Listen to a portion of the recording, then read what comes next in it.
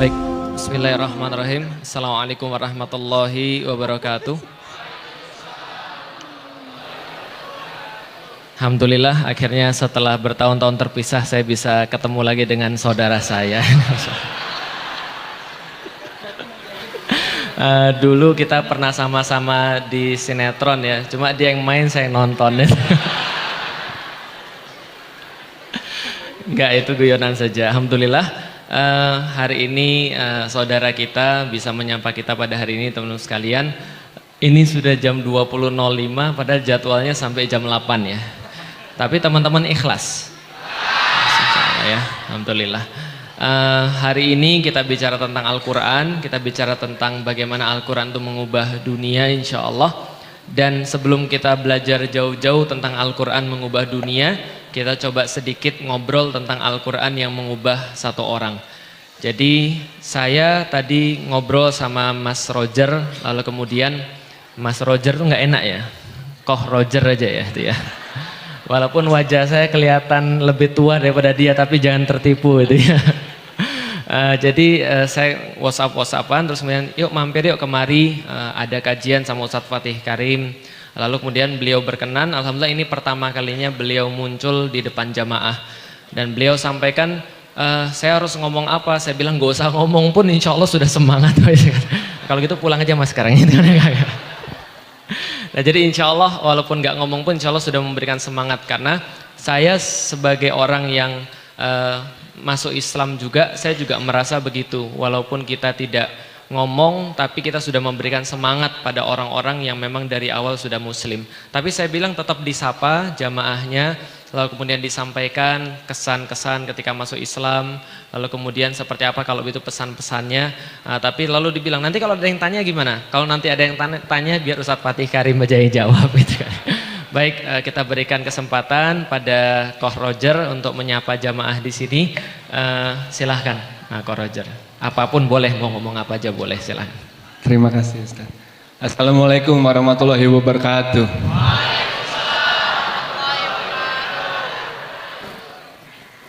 Rasanya senang sekali hari ini saya bisa ikut hadir di kajian ini. Saya mendapatkan undangan dari Ustadz. Lalu tadi hampir aja nggak sampai, soalnya macet banget saya dari Cibubur. Tapi alhamdulillah sekali Allah mengizinkan saya untuk datang di sini dan bertemu dengan hadirin semuanya. Terima kasih atas semua supportnya. Terima kasih banyak dan kan semoga saya tetap istiqomah. Dan saya sangat bersyukur sekali. Saat saya menjadi muslim, banyak sekali teman-teman yang merangkul saya, yang mendukung saya. Dan itu sangat sangat menenangkan sekali hati saya. Dan saya sangat merasakan damainya Islam, indahnya Islam, dan juga sangat senang sekali lah saya bisa bertemu dengan teman-teman muslim dan muslimah di sini. Jadi terima kasih banyak. Saya yakin pasti mereka bertanya-tanya, ada nggak jawaban kenapa sih Koh Roger memilih Islam? Pasti semua nanya pasti begitu. Bisa disampaikan nggak secara singkat aja Koh, kenapa Koh Roger memilih Islam?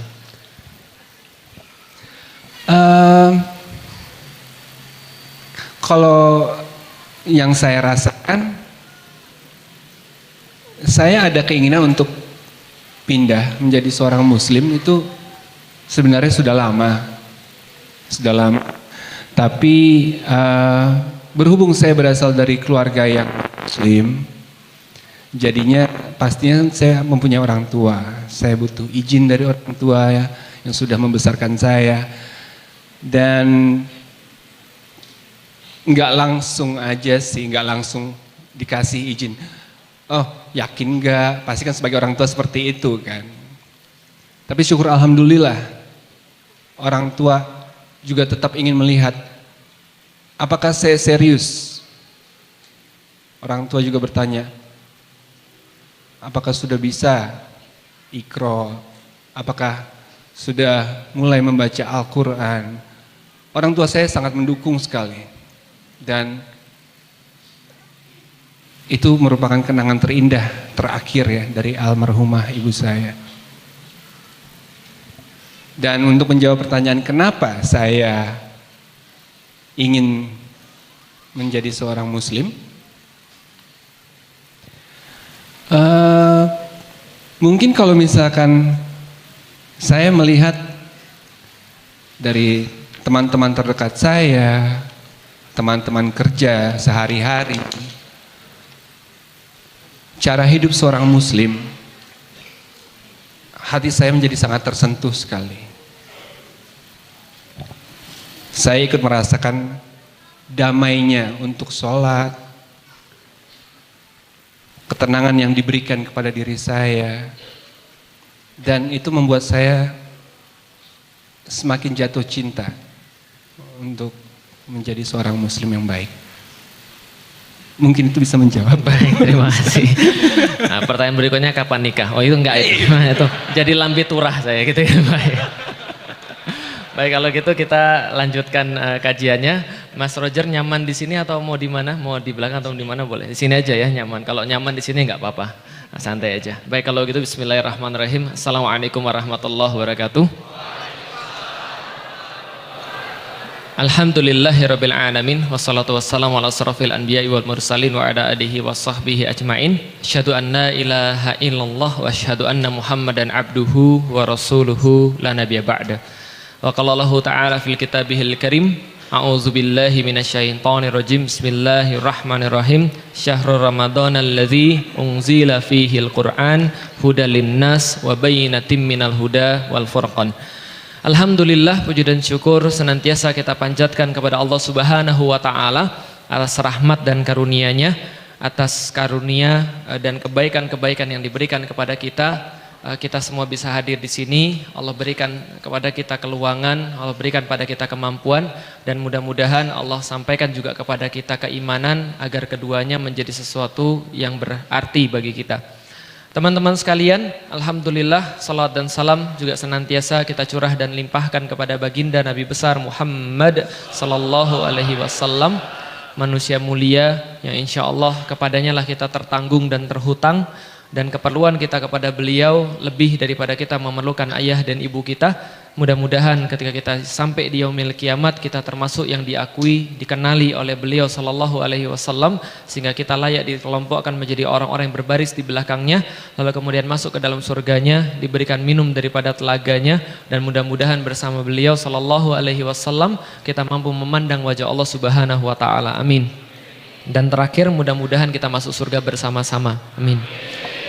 Alhamdulillah, teman-teman sekalian yang dirahmati Allah, pada hari ini begitu banyak karunia yang Allah sampaikan kepada kita.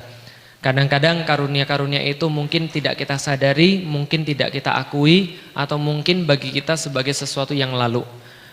Pada hari ini tidak hanya Mas Roger, Ko Roger yang datang ke sini, tapi ada banyak. Tadi saya ada jamaah saya ngabarin, ada katanya teman-teman dari ojek online yang kemudian, oh ternyata ada Felicia ngisi dan Fatih Karim ngisi, ya sudah, kemudian nggak jadi narik, Masya Allah. Nah, kita doakan mudah-mudahan rezekinya 2 kali lipat dapat insya Allah.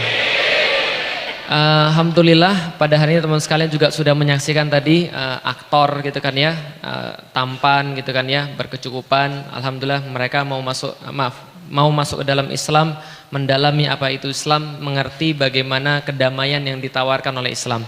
Bayangkan, itu sudah tampan berkecukupan, antum miskin jelek nggak mau belajar gitu.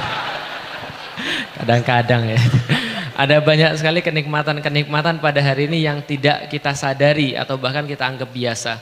Pada hari-hari ini juga di tengah kemudian kita juga bersenang hati, beriang gembira, kita juga tidak melupakan saudara-saudara kita yang ada di Xinjiang yang kemudian juga tertindas di sana.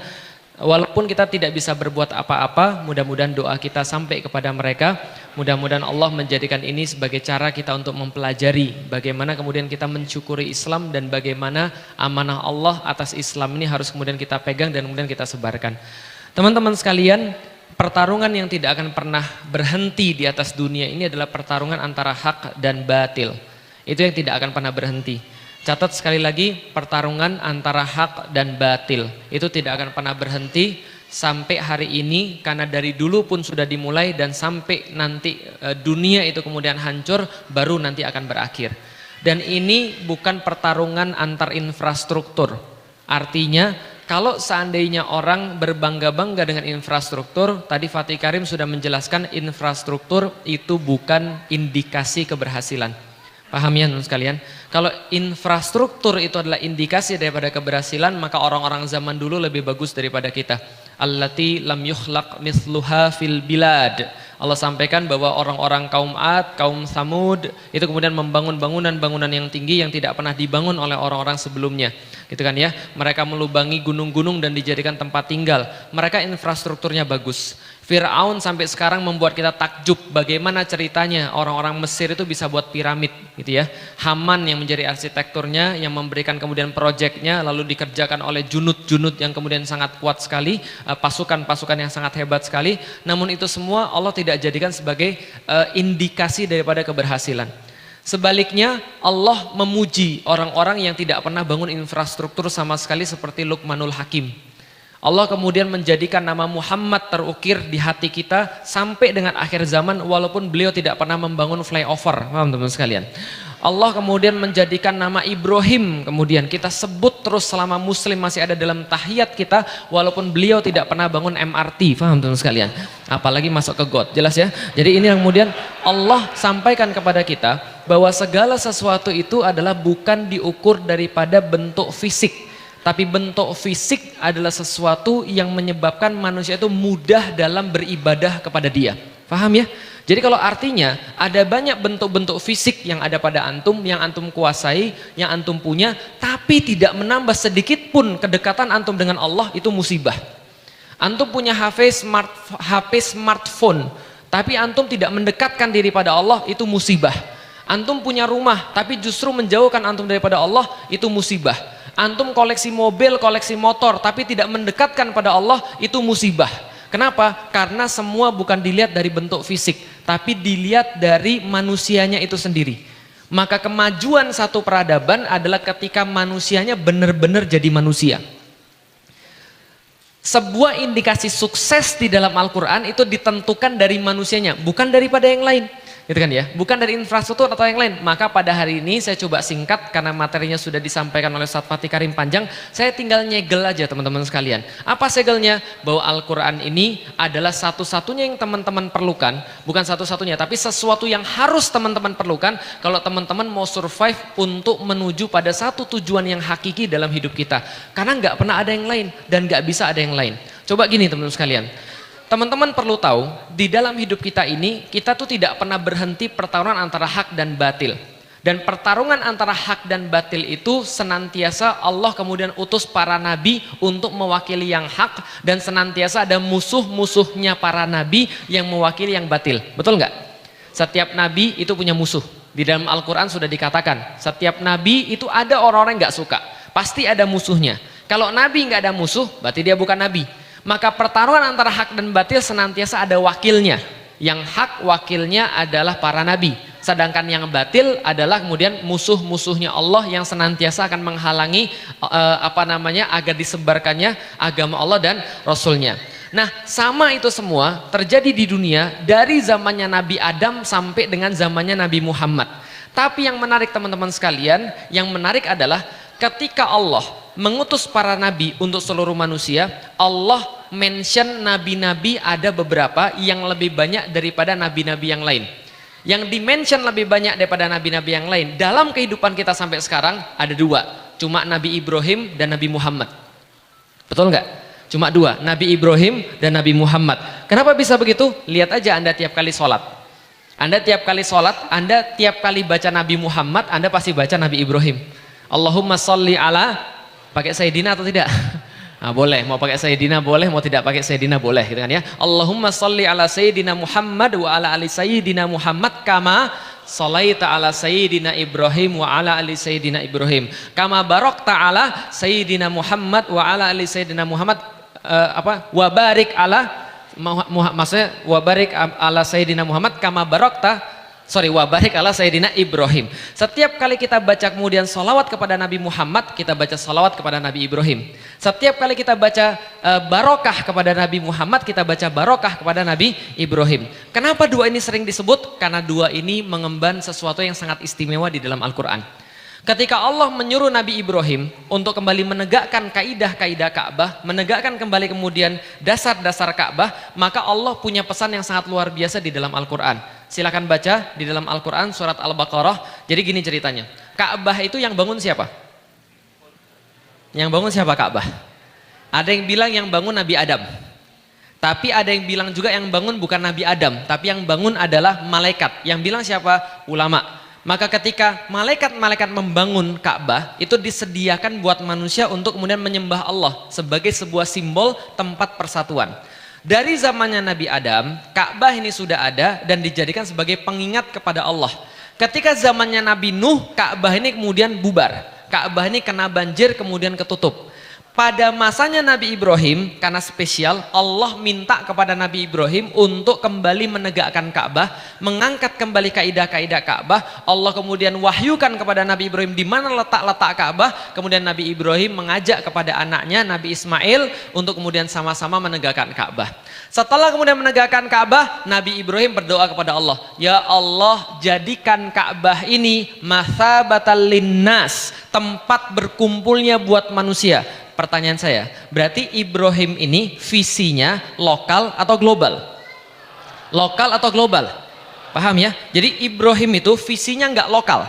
Jadi dia nggak bilang, ya Allah jadikan Ka'bah ini tempat berkumpul buat keturunanku saja. Enggak.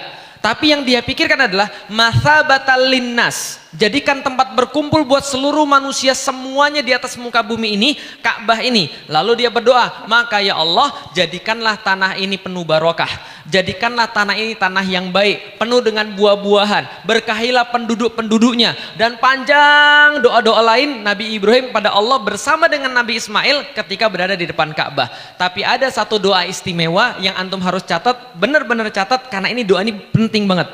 Di dalam surat Al-Baqarah, ketika Nabi Ibrahim berdoa pada Allah, ada satu doa yang sangat spesial. Apa doanya? Rabbana wab'ats fihim rasulam minhum yatlu alaihim ayatika wa yu'allimuhumul kitaba wal hikmah wa yuzakkihim.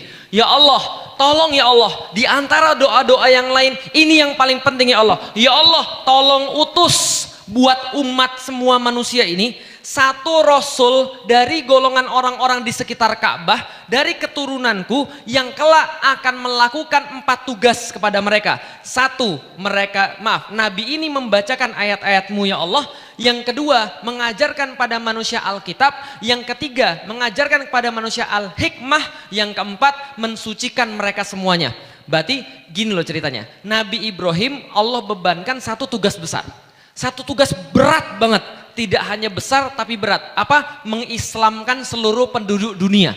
Loh, emang Nabi Ibrahim Islam, Ustaz? Nabi Ibrahim itu Islam, tapi makna secara umum. Karena makna secara khususnya ada pada Nabi Muhammad. Islam itu adalah kemudian agama kita. Tapi makna secara umum, Nabi Ibrahim bilang, Nabi Ismail bilang, Ishak bilang, Yakub bilang, keturunannya mereka semua bilang, nahnu muslimun, nahnu lahu muslimun. Kami semua bagi engkau ya Allah adalah orang muslim. Itu adalah orang-orang yang Islam, maksudnya begitu. Nah, maka kemudian beratnya kemudian tugas ini bagi Nabi Ibrahim untuk mengislamkan seluruh penduduk dunia, menjadikan Ka'bah sebagai tempat berkumpul bagi manusia. Ibrahim tahu umurnya nggak seberapa. Ibrahim tahu bahwa dia tidak punya kekuatan sampai pada akhir masa. Maka doanya kira-kira begini, ya Allah, saya tahu berat sekali ini tugas saya dan gak mungkin saya bisa nyelesain semua ini, dan gak bisa saya nyelesain semua ini kalau umur saya cuma segini. Maka ya Allah, utus seorang nabi yang datang di akhir masa menyelesaikan dan menyempurnakan tugas saya. Paham gak teman sekalian? Jadi menyelesaikan dan menyempurnakan tugas saya. Karena nggak mungkin saya lakukan. Yang saya lakukan cuma bisa menggali kaidah-kaidah Ka'bah. Dengan kata lain menunjukkan dasar-dasar perjuangan Islam ini bagi mereka. Dan yang melanjutkan harus ada satu ya Allah. Rabbana wab'ats fihim. Ya Allah, utus nabi ke tengah-tengah mereka, melanjutkan tugas saya, rasulam minhum, yaitu kemudian nabi daripada golongan mereka, rasul daripada golongan mereka, sekitar Ka'bah, keturunanku ya Allah, yang kelak akan menyelesaikan visi besarku untuk manusia semuanya di dunia. Pertanyaan saya, ini dijawab Allah atau tidak? Dijawab Allah atau tidak? Enggak semudah itu dijawab Allah. Nabi Ibrahim berdoa ratusan tahun enggak dijawab oleh Allah. Bahkan ribuan tahun enggak dijawab oleh Allah. Kenapa? Allah berkehendak yang lain. Allah berkehendak menjawab nabi-nabi berikutnya bukan dari keturunan Ismail. Anda tahu Nabi Ibrahim punya 2 anak, gitu kan ya? Yang pertama adalah Ismail, yang kedua adalah Ishak. Dari keturunan Ismail ini enggak ada nabi sama sekali. Tapi dari keturunan Ishak itu semuanya nabi. Siapa saja? Ishak punya anak namanya Yakub. Yakub bergelar Israel, artinya adalah kekasihnya Allah. Israel punya anak 12. Yang paling ganteng siapa? Yusuf. Yusuf paling ganteng, itu juga nabi. Lalu kemudian keturunannya itu Bani Israel, semuanya nabi semua. Kata Rasul, kanat banu Israila tasusuhumul anbiya, kullama halaka nabiyun khalafahun nabi. Setiap Bani Israel itu ada nabinya. Jadi ketika satu nabi wafat, Allah langsung ganti dengan nabi yang lain. Artinya nabinya sangat banyak sekali. Ada Musa, ada Zakaria, ada Isa, segala macam nabinya dari sini semua. Tapi yang dari sini kosong, teman-teman sekalian. Saking banyaknya yang kosong, ratusan tahun mereka kosong, bahkan mereka nggak ingat sama sekali untuk apa Ka'bah itu didirikan. Mereka nggak tahu sama sekali kenapa Ka'bah itu diangkat oleh Nabi Ibrahim dan Nabi Ismail. Mereka lupa tentang visi besar dunia. Mereka lupa tentang membuat orang semuanya muslim. Bahkan Ka'bah itu jadi tempat berhala nomor 1 di dunia. Paham teman sekalian? Kebayang nggak Masjid Agung Asy-Syarif Al-Azhar kira-kira nanti jadi diskotik? Kebayang nggak? Nggak kebayang kan ya? Karena antum masih sholat. Karena antum masih ada di sini, setiap kajian antum masih mau datang. Tapi coba kalau seandainya antum nggak mau datang lagi ke masjid, antum nggak sholat lagi di sini, ratusan tahun ini jadi diskotik, mungkin banget. Lah kenapa? Jangankan Asy-Syarif Al-Azhar, itu Ka'bah aja bisa jadi tempat penyembahan berhala. 300 berhala kemudian diregister di situ, orang kemudian tiap tahun kemudian tawaf di situ sampai telanjang. Paham teman-teman sekalian? Ini kemudian Ka'bah, kondisinya jauh lebih parah. Dan saking parah kondisinya itu, maka Allah ngetes. Jadi Allah ngetes nabi yang kemudian paling hebat itu diutus di sana. Untuk apa? Kalau andaikan sama yang paling bejat aja sudah bisa diajarin, apalagi yang lain. Paham teman-teman sekalian? Maka kemudian Allah ngetes di situ. Bagaimana kemudian yang diturunkan bukan sembarangan. Rasulullah Shallallahu Alaihi Wasallam mendakwai penduduk Makkah. Dia bawa kurikulum terbaik. Anda coba bayangkan, yang ngajar guru yang terbaik, yang diajarin kurikulum yang terbaik. Antum kalau misalnya diajarin guru terbaik, antum pasti paham lebih daripada diajarin guru biasa-biasa aja kan gitu. Nah ini sudah guru yang terbaik, kurikulum yang terbaik. Kira-kira berhasil atau tidak? Gak berhasil. Lah kenapa? Karena orangnya sangat keras kepala. Bahasa Arabnya jahil. Tahu jahil teman sekalian? Jahil itu apa artinya? Bodoh. Enggak hanya bodoh. Bodoh itu masih mending. Jahil itu bodoh kawin sama keras kepala. Paham teman sekalian? Kalau cuma bodoh doang wajar, saya bodoh, maka saya mau belajar. Teman-teman merasa bodoh, maka mau belajar. Bodoh itu nggak ada masalah, tidak ada yang salah pada orang-orang yang bodoh. Yang salah itu bodoh kalau kawin sama keras kepala, maka jadilah jahil, paham teman sekalian? Ya kayak abu-abu di TV, paham teman sekalian? Nah itu jahil, itu diingetin malah ngamuk, paham teman sekalian? Nah jahil ini susah. Lah kenapa? Karena jahil ini diomongin gak bisa, paham teman sekalian? Makanya Allah kemudian mengutus Rasulullah 12 tahun dakwah di Madinah, 13 tahun dakwah di Madinah, gak berhasil-berhasil. Kenapa? Yang ikut cuma berapa puluh orang. Lah karena keras kepala banget. Bahkan menjelang akhir-akhir daripada Rasul di Mekah sebelum hijrah ke Madinah, mereka bertambah keras kepala. Dan keras kepalanya gak tanggung-tanggung. Makanya para sejarah mengatakan mereka naik level dari jahil menjadi jahil murakkab. Paham teman sekalian? Jahil murakkab. Artinya murakkab itu apa? Jahil yang ditunggangi. Paham teman sekalian? Ditunggangi siapa? HTI. Enggak ada HTI zaman itu gitu kan ya. Jahil murakkab artinya jahil kuadrat. Paham teman sekalian? Maksudnya jahil kuadrat itu kayak apa? Mereka mulai mengolok Rasulullah, mereka mulai mengolok Allah, mereka mulai mengolok agama Allah. Apa yang mereka katakan? Mereka sudah mulai mengolok dengan cara parah. Muhammad, udah berhenti aja ngomong. Ngapain ngomong Al-Quran terus? Bosan tahu nggak? 13 tahun lu ngomong kayak begitu, bosan banget kami. Ada yang lain nggak? Coba tunjukin yang lain. Padahal satu ayat Al-Quran saja, mereka nggak bisa mendatangkan yang semacamnya. Bahkan satu surat Al-Quran saja, tiap kali turun mereka bilang apa? Inna hadza la syai'un ujab.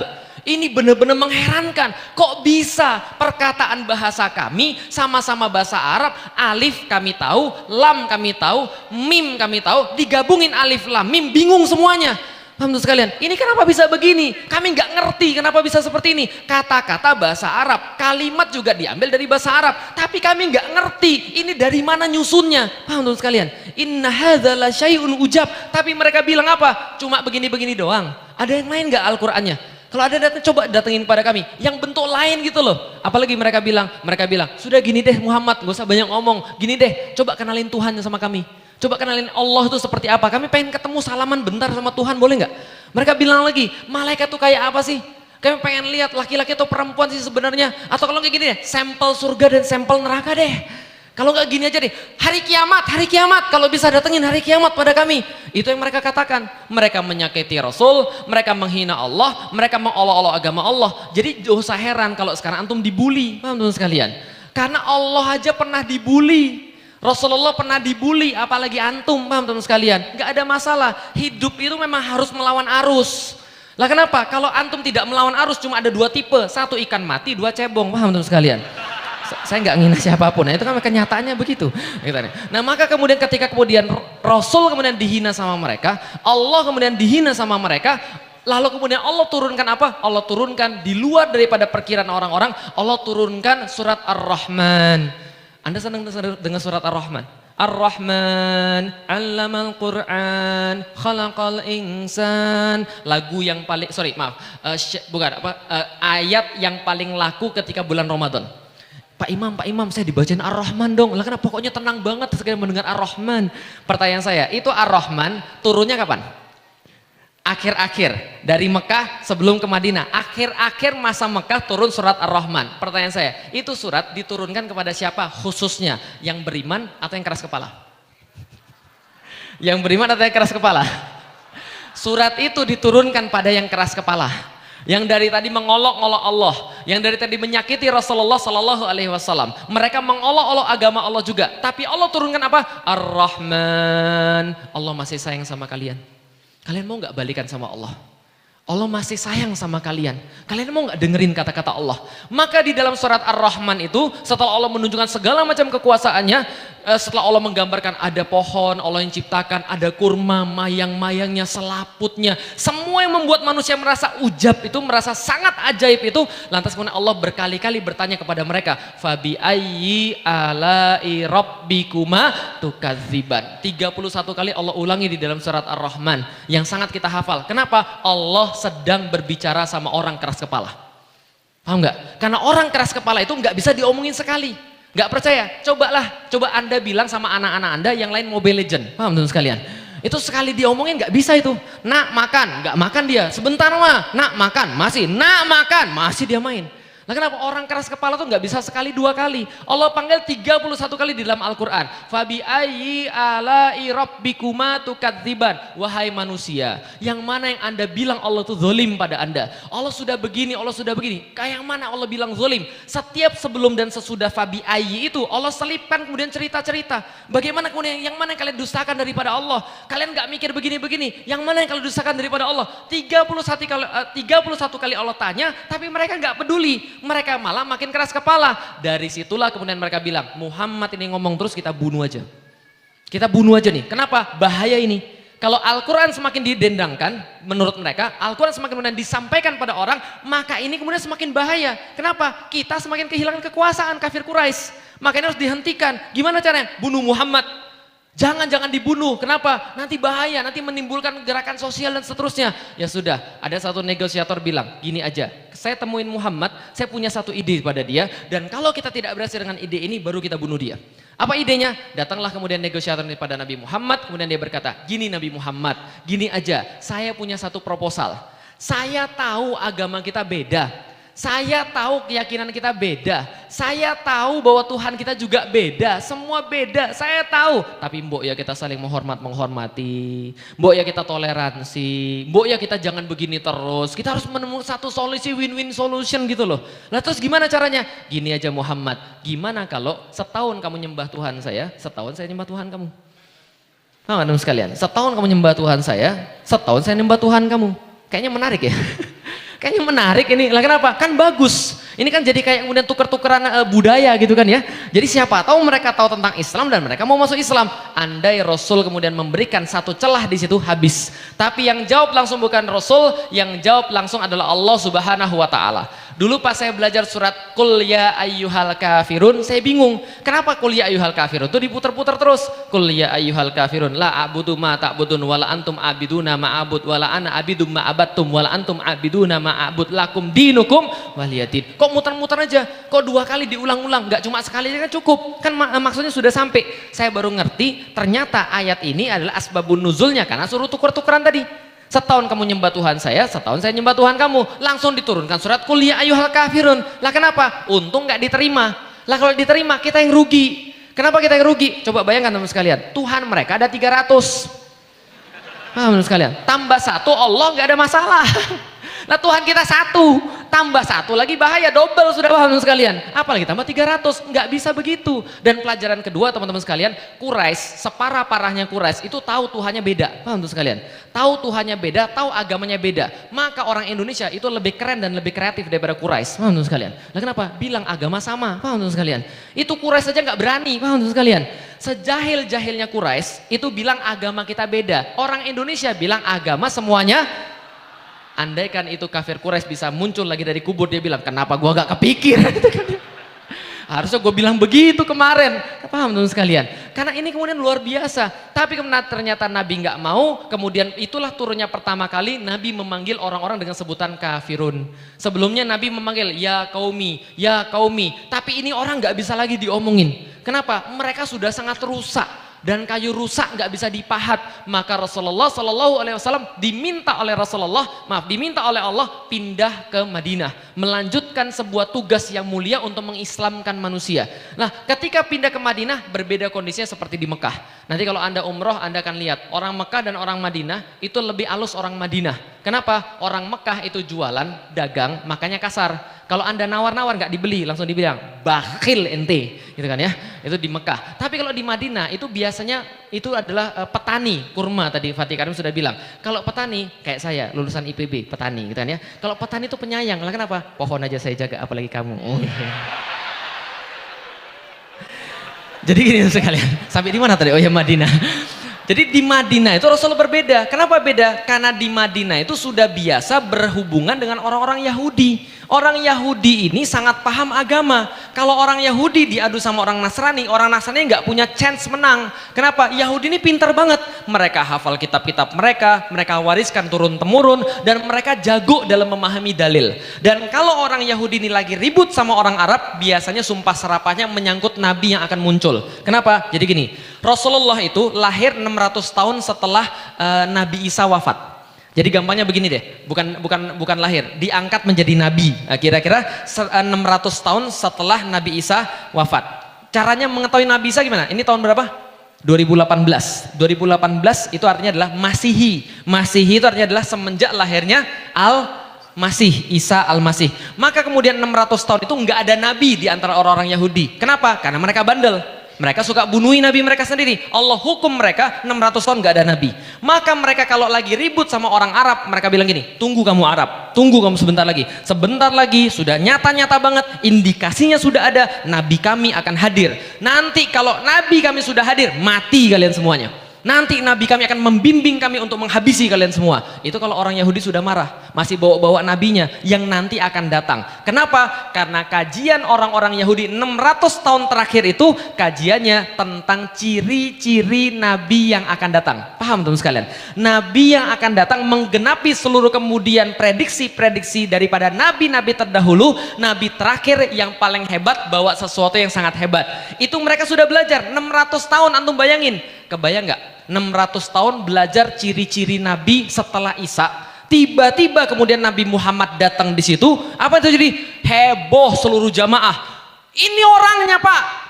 Bukan, ini benar orangnya. Lihat rambutnya, lihat alisnya, lihat dadanya, lihat perutnya, lihat badannya, cara dia berjalan, munculnya dari mana, nasabnya, semuanya jelas. Ini orangnya, Ustadz. Langsung bilang, dulu bukan Ustadz, namanya Rabbi gitu kan ya. Rabbi, ini orangnya Rabbi. Benar ini orangnya. Siapa namanya? Muhammad. Langsung Rabbinya bilang, enggak, itu bukan. Itu pasti bukan. Lah kenapa bukan? Itu keturunan Ismail. Enggak, nabi kita tuh harus dari keturunan Ishak. Enggak, ini benar semuanya. Enggak, itu bukan. Rabinya lihat, benar ini orangnya. Cuma mereka kan bandel, mereka nggak mau ngakui. Langsung rabinya bikin pengajian baru. 27 alasan kenapa Muhammad bukan nabi, upload ke YouTube. Paham teman sekalian? Kalau sekarang kita ada begitu lah. Dia nolak Nabi Muhammad habis-habisan, gak mau terima Nabi Muhammad habis-habisan, tapi Nabi Muhammad tetap diperintahkan Allah untuk mendakwai orang-orang Yahudi. Itulah kenapa di dalam kitab kita, Al-Quran, ada banyak kata-kata, ya Bani Israel, ya Bani Israel. Antum kira Allah panggil siapa itu? Itu Allah panggil orang-orang Bani Israel. Dan itu bukan orang-orang yang beriman. Kalau pada orang beriman, ya ayyuhalladzina amanu. Tapi ada di dalam Al-Quran, ya Bani Israel azkuru ni'matallahi alaikum. Lalu seterusnya, dan seterusnya, dan seterusnya. Wa anni faddaltukum alal alamin, dan seterusnya. Dan itu untuk mereka semuanya. Dan untuk mereka itu tidak ada beda dengan orang-orang muslim. Contoh, ya ayyuhalladzina amanu sta'inu bisabri wassalah. Wahai orang-orang beriman, sabarlah, mintalah tolong pada Allah dengan sabar dan salat. Untuk Bani Israel juga sama, ista'inu bisabri wassalah. Wahai Bani Israel, bersabarlah pada Allah, minta tolonglah pada Allah dengan sabar dan salat. Sama-sama disuruh sabar dan salat. Agamanya nggak beda. Orang-orang Bani Israel suruh salat, orang muslim suruh salat. Dan tebak kiblatnya kemana? Kiblatnya ke Baitul Maqdis. Maka mereka bilang Yahudi, alah adik kelas agama kopas. Maaf sekalian. Kopi pasta kita doang. Dia sholat cuma ikut-ikut kita doang. Dia puasa cuma ikut kita doang. Karena orang Yahudi puasa, kita puasa. Kapan puasanya? Ayamul Bid 13, 14, 15. Itu puasanya Yahudi original. Original puasa Yahudi 13, 14, 15 diikuti oleh kemudian Nabi Muhammad dan kemudian umat Nabi Muhammad, dan Yahudi bilang agama kopas. Lalu kemudian didakwai nggak bisa-bisa, sampai pada satu titik Allah katakan karena orang-orang itu nggak didakwai nggak bisa-bisa, Allah katakan sudah selesai sampai di sini. Allah bilang sekarang kalian adalah umat yang baru. Gimana caranya? Allah ganti semuanya. Satu, Allah ganti kiblatnya. Tiba-tiba kemudian dari Baitul Maqdis mengarah kepada Ka'bah. Maka kemudian langsung muter semuanya 180 derajat. Makanya kalau di Madinah ada masjid kiblatain. Ada masjid dengan dua kiblat. Kenapa? Karena kesini ke Baitul Maqdis, karena kesini ke Ka'bah. Jadi nggak bisa dua-duanya sholat itu. Kalau nggak ke Baitul Maqdis ke Ka'bah. Kalau Rasulullah ketika masih di Mekah masih bisa satu arah, Ka'bah Baitul Maqdis. Tapi kalau sudah pindah ke Madinah, Ka'bah di belakang, Baitul Maqdis di depan. Kalau ngadep ke Ka'bah, Baitul Maqdis di belakang. Paham teman sekalian? Maka diubah. Menariknya di dalam Al-Quran, ketika diubah arah kiblat, maka seluruh orang Yahudi kaget dan stres. Kok berubah Muhammad? Kok berubah Muhammad? Kenapa nggak ke tempat yang dulu lagi? Kenapa berubah Muhammad? Berarti mereka peduli atau enggak? Cie-cie. Tadi kayaknya gak peduli, agama kopas. Ternyata mereka peduli, maka tuh gak usah heran. Ada yang bilang 212 gak pengaruh, 212 tapi perbuatannya itu loh, mereka khawatir betul, teman-teman sekalian. Felix Soma gak ngaruh, tapi khawatir betul, teman-teman sekalian. Lady Gaga 1000 juga datang gak apa-apa. Felix Show 1 dipersekusi, teman-teman sekalian. Nah ini tandanya mereka takut betul, sama kayak Yahudi zaman dulu. Mereka bilang agama kopas, mereka bilang ikut-ikutan, mereka bilang gak peduli dengan agamanya Muhammad. Tapi begitu Nabi Muhammad berganti kiblat, mereka stres. Kenapa mereka stres? Mereka tahu betul ini agama yang benar. Mereka tahu betul kalau mereka melawan ini, sebagaimana yang mereka lakukan sebelum-sebelumnya, mereka kehilangan status sebagai umat terbaik. Anni faddaltukum alal alamin, kata Allah. Mereka dilebihkan daripada yang lain di antara umat-umat ini. Begitu Islam datang, mereka nggak mau ikut, ditarik daripada mereka. Maka mereka khawatir betul. Kenapa khawatir? Karena mereka adalah makhdub, orang-orang yang dimurkai. Mereka tahu tapi nggak mau jalan. Beda dengan orang-orang Nasrani. Orang Nasrani walat dolin. Mereka mau beribadah tapi nggak tahu caranya. Makanya orang-orang Nasrani itu kata Rasulullah paling dekat dengan kita. Kenapa? Karena ketika kita kasih tahu caranya, mereka sudah mau beribadah. Bisa difahami sekalian. Tapi Yahudi itu mereka tahu caranya, tapi nggak mau beribadah pada Allah.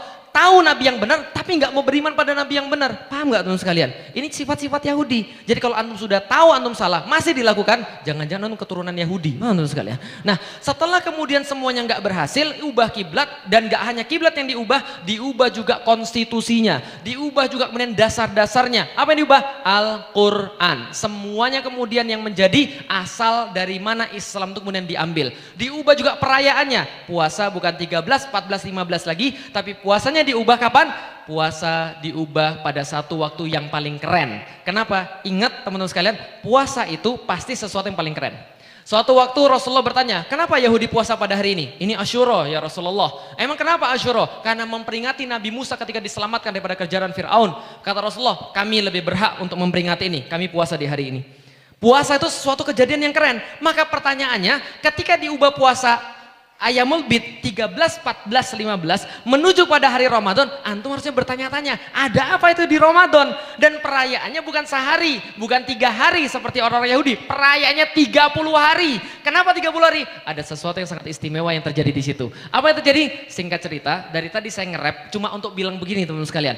Doanya Nabi Ibrahim kepada Allah Subhanahu wa taala yang paling penting, ya Allah, lanjutkan ada satu orang untuk misi saya ini ya Allah, untuk akhir zaman. Rabbana wab'ats fihim rasulam minhum yatlu alaihim ayatika wa yuallimuhumul kitaba wal hikmah wa yuzakkihim. Maka disambut oleh Allah kemudian dengan jawaban dalam surat Al-Jumu'ah ayat kedua. Huwallazi ba'atsa fil ummiyina rasulam minhum yatlu alaihim ayatihi wa yuzakkihim wa yuallimuhumul kitaba wal hikmah.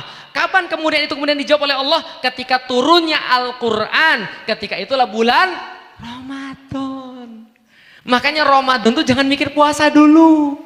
Kalau antum mikir puasa dulu, antum sudah salah langkah. Kenapa? Contoh gini, sering nggak sih bulan Ramadan, pas mau masuk bulan Ramadan nih, sudah Sya'ban, sebentar lagi kemudian Ramadan, kayaknya baru kemarin Ramadan. Ada nggak yang sering mikir begitu? Puasa lagi, puasa lagi. Antum mikirnya udah puasanya dulu, makanya berat Ramadan antum. Lah kalau misalnya para sahabat yang dipikirin ketika Ramadan, syahrul Ramadan alladzi unzila fihil Qur'an. Ya Allah, Ramadan turunnya Al-Qur'an. Hadiah apa lagi yang akan datang pada saya ya Allah? Karena Al-Qur'an ini hadiah terbaik buat manusia. Tanpa Al-Quran gak ada semuanya. Maka hadiah apa lagi ya Allah? Kalau pada bulan ini engkau kasih hadiah terbaik, yaitu adalah Al-Quran yang diberikan kepada Nabi Muhammad, menjawab doa Nabi Ibrahim, dan kemudian terjadilah visi-visi itu. Maka hadiah apa yang akan diberikan pada saya pada bulan Ramadan? Bulan Ramadan diturunkannya Al-Quran. Masya Allah. Lah Allah kata di dalam Al-Quran juga, di dalam surat Al-Waqiah, fala uqsimu bimawaqi'in nujum wa innahu laqasamul law ta'lamuna azim. Allah katakan begini, Allah bersumpah demi tempat terbitnya bintang-bintang. Bersumpah Allah dengan tempat terbitnya bintang-bintang. Masih ada waktu nggak saya?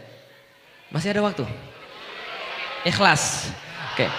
Allah bersumpah 5 menit lagi, 2 menit lagi. Ya Allah, gimana caranya menyelesaikan dalam waktu 2 menit? 5 menit boleh? Kali 5. Oke, baik, terima kasih.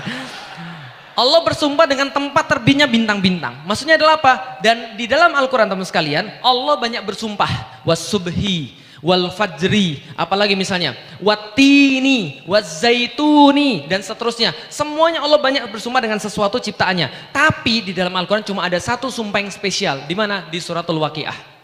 Nah kenapa? Allah katakan fala uqsimu bimawaqi'in nujum wa innahu laqasamul law ta'lamuna azim. Saya bersumpah demi tempat terbitnya bintang-bintang, dan benar-benar kalau Anda tahu sumpah ini sendiri udah sangat keren banget. Paham teman sekalian? Kok keren sih Ustaz? Keren tuh nggak ada bahasa Al-Quran keren. Ya itu bahasa kaum, paham teman sekalian? Keren banget kalau kalian tahu. Maksudnya apa? Lihat, Allah di dalam Al-Quran cuma satu kali mengendorse sumpahnya sendiri. Padahal sumpah itu untuk mengendorse.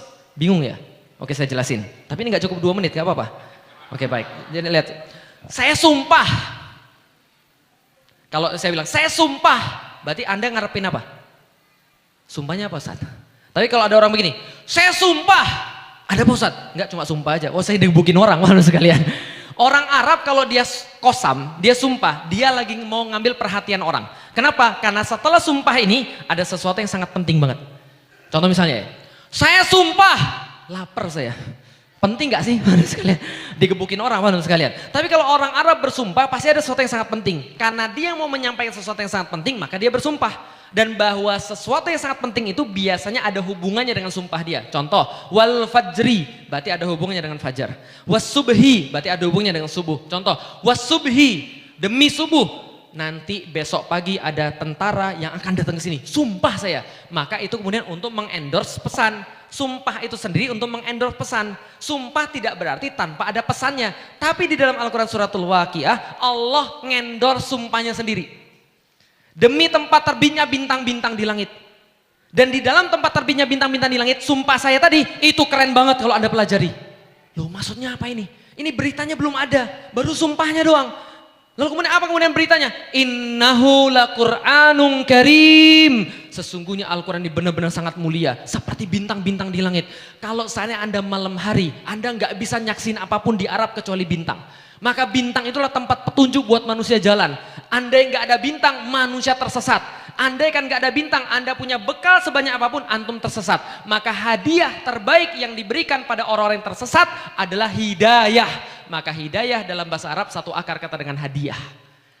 Sekalian, fala uqsimu bimawaqi'in nujum. Selain daripada kemudian petunjuk bintang-bintang itu, ternyata orang-orang Arab menjadikan bintang-bintang sebagai tempat untuk kemudian bersenang-senang. Mereka ngeliatin bintang buat puisi gitu kan ya. Kelap-kelip matamu tidak seberapa dibandingkan bintang. Oh salah, kebalik ya. Kelap-kelip bintang tidak seberapa dibandingkan matamu. Misalkan begitu. Mereka buat kemudian puisi ketika melihat bintang. Maka bintang adalah sebuah petunjuk dan juga sekaligus keindahan. Innahu laqur'anun karim. Begitulah kehidupan Anda dengan Al-Quran. Kalau Anda dengan Al-Quran, Anda dapat petunjuk. Anda nggak stres. Dan orang dapat petunjuk itu baru punya alasan hidup. Kalau Anda nggak punya petunjuk, Anda nggak punya tujuan hidup, mau punya apapun, hampa hidup Anda. Nggak percaya? Tanya sebelah saya. Semuanya sudah punya, istri aja belum, gitu kan ya. Hampa hidupnya. Lah kenapa? Karena nggak ada tujuan. Saya pun sama. Lah antum ngeliat saya sekarang, antum ngeliat, oh hebat banget Felix Show, berdiri di atas panggung, ngomongnya keras tegas, orasi dan segala macam. Antum kan nggak tahu saya sebelum masuk Islam. Ustadz Fatih Karim yang tahu. Sebelum masuk Islam, Masya Allah, hidup saya tuh nggak ada apa-apanya. Hidup saya tuh hampa. Lah kenapa? Karena nggak ada bintangnya. Bayangin aja antum, sebelum masuk Islam, putusin cewek nangis. Sekalian, Felix Show putusin cewek nangis? Iya. Cemen banget. Iya memang begitu. Tahu kelas meeting, Yang lihat tahun 80-an tahu kelas meeting ya. Nggak ada pelajaran, anak-anak ngeband di bawah. Saya tuh nggak ikut mereka ngeband. Lah kenapa? Saya terlalu sedih untuk ngeband, paham teman sekalian. Saya nongkrong di atas lantai 2 di railing, ngeliatin kosong pandangan ke depan. Lalu kemudian dari panggung kemudian ada lagu KKEB, karena aku tahu engkau begitu, tiba-tiba sini basah, nangis semua. Lemah banget. Lah nggak ada tujuan hidup, nggak ngerti saya hidup itu untuk apa. Karena nggak ngerti hidup gara-gara cewek bunuh diri, mau bunuh diri. Untung belum, paham teman sekalian. Lah itu kehidupan saya, paham sekalian. Maka ketika orang kemudian innahu laqur'anun karim, sungguh hidup Anda tanpa Al-Quran, Anda nggak punya petunjuk. Kalau nggak punya petunjuk, Anda mau kemana? Makin jalan makin salah. Anda mau kemana nggak punya Al-Quran? Anda nggak punya keindahan dalam hidup Anda. Karena Al-Quran adalah petunjuk dan keindahan di waktu yang sama. Innahu laqur'anun karim fi kitabim maknun. Dan dia tersimpan dalam akinnah. Dalam sebuah tempat yang tidak ada satupun orang bisa melihat dan bisa kemudian ngambil. Nggak ada satupun bisa ngapa-ngapain di situ. La yamassuhu illal mutahharun. Coba pikirin baik-baik. Itu nggak boleh dipegang orang loh. Jin itu mau ngelihat Al-Quran dilempar pakai kemudian apa? Komet, gitu kan ya. Malaikat-malaikatnya nggak boleh sama Allah. La yamassuhu illal mutahharun. Dia tidak boleh dipegang kecuali yang paling mulia di antara yang paling mulia. Siapa? Jibril. Tanzilum mirabbil alamin. Datang daripada Allah Subhanahu wa taala. Paham? Antum pegang sekarang. Artinya apa? Kalau antum diperbolehkan pegang Al-Quran, tolong hargai hidayah yang Allah kasih pada antum itu. Gak semuanya boleh pegang. Saya mau ngasih tau dikit aja teman sekalian. Abu Thalib gak kurang jasanya pada Rasulullah Sallallahu Alaihi Wasallam. Dia gak bisa megang Quran. Bapak saya itu gak kurang jasanya kepada saya. Dia gak bisa megang Quran sampai sekarang. Walaupun saya doain terus dia.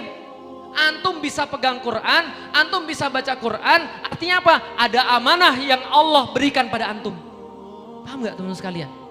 Hidayah itu tolong dihargai. La yamassuhu illal mutahharun.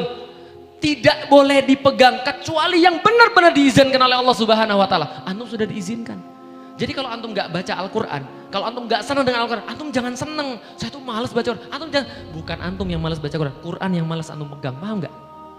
Quran yang malas antum baca. Antum nggak layak soalnya. Lah kalau antum masih layak megang Quran, antum masih layak baca Quran, mbok ya kemudian penuhi kemudian hak-haknya tadi. Karena antum sudah dapat hidayah pada Allah. Yang pengen saya sampaikan teman-teman sekalian, lihat ini terakhir banget 7.000 tahun kemudian sekalian. 7.000 tahun peradaban manusia, kita nggak tahu sampai kapan. Sekarang sudah 7.000-an tahun peradaban manusia. Ada satu titik kecil di mana Al-Quran diturunkan, Masya Allah. Al-Quran diturunkan satu malam, Lailatul Qadar. Inna anzalnahu fi Lailatul Qadar. Satu malam saja di antara 7.000 tahun peradaban manusia dari zaman Adam sampai dengan zamannya sekarang. 7.000 tahun, satu malam dong, ting turunkan Al-Quran. Satu titik kecil sekali. Tapi titik kecil ini, pahami baik-baik, titik kecil ini diturunkan Al-Quran. Mengubah peradaban dunia. Mengubah peradaban dunia. Miliaran orang berubah. Dalam waktu yang sangat singkat. Dengan kemudian cakupan yang sangat masif. Dan waktu permanen. Sampai detik saya berbicara, nggak balik lagi orang-orang tercelup Al-Quran ini. Kalau antum benar-benar mau dengan Al-Quran, Masya Allah. Nabi ada 25 di dalam Al-Quran yang disebutkan. Satu yang keren, Rasulullah SAW. Kenapa? Dia ketempelan Al-Quran. Ada banyak malaikat-malaikat jutaan, bahkan nggak kita hitung, nggak bisa kita hitung. Ada satu yang istimewa. Siapa namanya? Jibril, karena dia ketempelan Al-Quran. Ada banyak kemudian hari di dalam kemudian setahun 365. Ada satu yang istimewa. Malamnya, apa namanya malamnya? Lailatul Qadar. Kenapa? Karena ketempelan Al-Quran. Pertanyaan saya, antum mau ketempelan Al-Quran atau tidak? Alhamdulillah, mudah-mudahan ini menjadi kemudian malam yang bermanfaat. Mudah-mudahan Allah karuniakan kita kecintaan terhadap Al-Quran. Teman-teman sekalian, ini kitab magic. Serius, ini kitab magic. Enggak ada kata yang lebih bagus menyampaikan Al-Quran selain kata magic. Lah kenapa? Itu kata-kata orang-orang Quraisy ketika mendengarkan Al-Quran. Pertama mereka katakan, hadza syai'un ajib. Ini benar-benar ajib. Luar biasa nih, ajaib sekali. Tapi ketika mereka mendengarkan lagi, mereka bilang apa? Inna hadza la syai'un ujab. Bukan ajib lagi, ujab. Ujab itu apa? Bentuk superlatif dari ajib. Ajib itu baru sederhana, ujab itu banget-banget. Teman-teman sekalian, inna hadza, inna sesungguhnya tambah inna. Inna hadza la-nya la takkid, penegasan lagi. Inna hadza la syai'un ujab. Keren banget. Itu kata orang-orang yang enggak beriman. Lah kalau antum beriman, enggak merasa bahwa Al-Qur'an itu ajaib, saya enggak tahu mau ngomong apa lagi. Anda benar-benar sama Al-Quran, Al-Quran akan merubah hidup Anda bahkan sebelum Anda tahu bahwa Anda kemudian mengubah hidup Anda. Wallahu a'lam bishawab, mudah-mudahan bermanfaat. Mohon maaf atas semua kesalahan. Ada yang baiknya yang berasal daripada Allah Subhanahu wa taala. Assalamualaikum warahmatullahi wabarakatuh.